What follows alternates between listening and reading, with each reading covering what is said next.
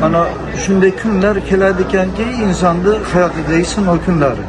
Bugun bizni Andijon viloyati Buloqboshi tumanidagi Sarontepa mahallaga qarashli bizning Navro'z ko'chamizda shunday talafot bo'ldi. Avvalo Allohga ming qadar shukrki, bu talafot kunduz kuni bo'ldi. Juda ham katta talafot. Endi avvalo buning uchun demak kerakli tashkilot rahbarlari juda ham o'ziga mas'uliyatga yetishgan holatda javob berishyapti. Biz buning uchun davlatdan, tashkilot, viloyat hokimligidan, Buloqboshi tuman hokimligidan va kerakli tashkilot egalaridan juda ham mamnunmiz. Hech qaysi inson biror odamni nazardan qo'ygani yo'q, chetda qo'ygani yo'q. Hamma kelib o'rganyapti.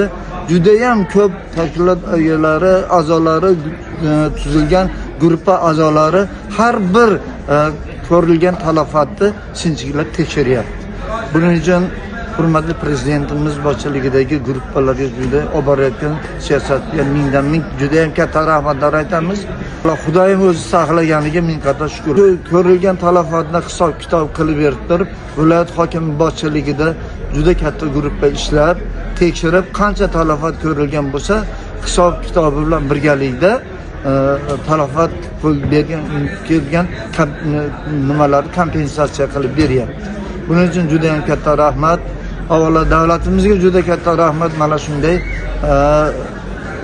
ko'rilgan talafotlarni oldini olib, shunday insonlarga yordam berayotganligi uchun.